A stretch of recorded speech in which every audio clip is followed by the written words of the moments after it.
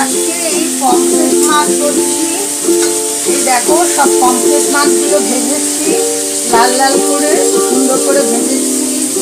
এবার এখনো ভাজা চলছে। তারপরে এই মশলাগুলো দেবো, জানো, টমেটো দেবো, একটু আদা বাটা, নুন।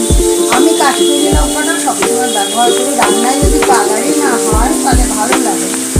ধনের গুঁড়ো, হলুদের গুঁড়ো, এগুলো এবারে তেলের মধ্যে দেবো।